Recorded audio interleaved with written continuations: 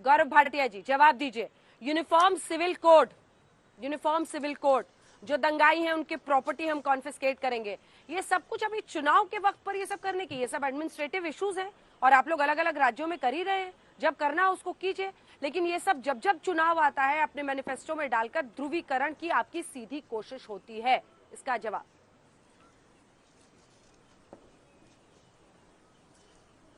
अंजना जी, मैं तो थोड़ा सा सन्नाटे में था कि आपने कहा कि कांग्रेस हमें मुद्दे देती है, हम एनकैश करते हैं, और कितने बड़े गुनाहगार हैं हम। अंजना जी, संविधान का अनुच्छेद 44 कहता है कि यूनिफॉर्म सिविल कोड आएगा।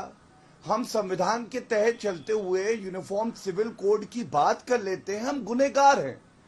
यहां जगदीश टाइटलर को स्टार कैंपेनर लिस्ट में डाल दिया जाता है, यह अच्छी राजनीति है। झूठों का सरदार बता देते हैं खड़गे जी चुने हुए प्रधानमंत्री को, यह अच्छी राजनीति है। हम औकात दिखाएंगे प्रधानमंत्री को, मधुसूदन मिस्त्री कहते और कोई कार्रवाई नहीं होती, ये अच्छी सुचिता की राजनीति है। अंजना जी, आपने सही कहा, लेकिन देखिए जनता देख रही है, हम भी अपने मुद्दे उठा रहे हैं, और ये फुस्सी बॉम्ब वाले जो बैठे हैं। सद्दाम हुसैन को क्यों लाए? हाँ जी, फिर से बोले। सद्दाम हुसैन को क्यों लाए? सद्दाम हुसैन को क्यों लाए? सद्दाम हुसैन मैं बताता हूँ। सद्दाम, हेमंत बिस्वा शर्मा जी ने सुनिए, उत्तर लीजिए, आज तक पे ही दे रहा हूं, किसी और ने ये मुद्दा उठाया नहीं है अभी तक। जब अगली बार राहुल गांधी मिलेंगे ना, उनके मुंह के सामने, और आप बड़ी मजबूत और निर्भीक पत्रकार है, माइक लगा के पूछिएगा नरेंद्र मोदी जी के लिए ये क्यों कहा था कि सद्दाम हुसैन और गद्दाफी भी चुने जाते हैं, नरेंद्र मोदी जी चुने गए तो क्या है? ये बात किसी ने नहीं उठाई, मैं आपके चैनल पे उठा रहा हूं। ऐसे मुंह पे माइक लगाइएगा राहुल गांधी के, बिना डरे पूछिएगा कि चुने हुए प्रधानमंत्री के लिए कहते हैं सद्दाम हुसैन और गद्दाफी भी चुने जाते हैं, उनसे तुलना करते हैं। अब मैं आता हूं दूसरी बात पे, बात है रिपोर्ट कार्ड की। और मैंने कहा ना, दादी और पिताजी का रिपोर्ट कार्ड दिखाने से जो फेल होता है छात्र राहुल गांधी, वो पास नहीं हो जाएगा, किसी का आदर्श नहीं बनेगा। मैं आपको नरेंद्र मोदी जी का रिपोर्ट कार्ड जरूर बताता हूं। उनका रिपोर्ट कार्ड यह है कि 20 साल जनता की सेवा में समर्पित रहे हैं मुख्यमंत्री और प्रधानमंत्री। 2014 का चुनाव जितवाया, 2019 जितवाया, और गुजरात में 26 सीटें हमारी आई, इनकी आई अंडा दोनों बार, 14 और 19 में अंडा और अंडा, 2 अंडे तो ऑमलेट के अभी बना दिए।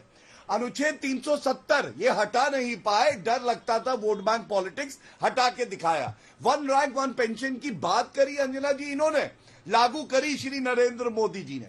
पीएफआई बैन, ये मुकदमे वापस ले रहे थे कर्नाटका में, पीएफआई एसडीपीआई जिन पे आतंक के चार्ज थे, हमने पीएफआई को बैन किया। और इसके अलावा भव्य राम मंदिर बनाना, गुजरात का मॉडल आज पूरे विश्व में प्रसिद्ध है। आपने कभी सुना है गांधी परिवार का मॉडल?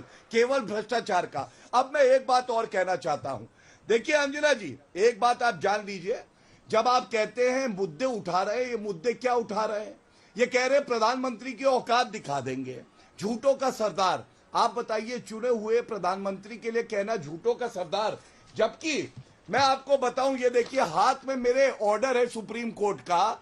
राहुल गांधी ने माफी मांगी कान पकड़ के सुप्रीम कोर्ट में कि मैंने झूठ बोला राफेल के मामले में, और सुप्रीम कोर्ट ने चेतावनी दी कि कभी भी दोबारा झूठ मत बोलना हमारा नाम लेके, अनक्वालिफाइड अपॉलॉजी। मेरे हाथ में वो ऑर्डर है। अब बताइए झूठों का सरदार कौन है? झूठों का सरदार 51 साल का अपरिपक्व बच्चा जो कि कांग्रेस पार्टी में है, वो है। और इसीलिए इनको अगर मुद्दों पे बात करनी है, ये भी 25 साल से ज्यादा सत्ता में रहे, 5 उपलब्धियां बता दे 25 साल में गुजरात में क्या किया, एक सकारात्मक बात बता दे तो मैं मानूं। और अंत करूंगा बस एक बात और उठा के, आप बताइए इंद्रजीत परमार के साथ चंदन ठाकुर जब ये कहते हैं देश को केवल मुसलमान बचा सकते हैं, क्या कार्रवाई हुई इंद्रजीत परमार और चंदन ठाकुर पर? हिंदू क्यों नहीं बना सकता है? सिख, ईसाई, बौद्ध, जैन क्यों नहीं? सबका साथ, सबका विकास, सबका प्रयास, ये बात हम करते हो, और ये केवल मुसलमान करते हैं। ठीक है।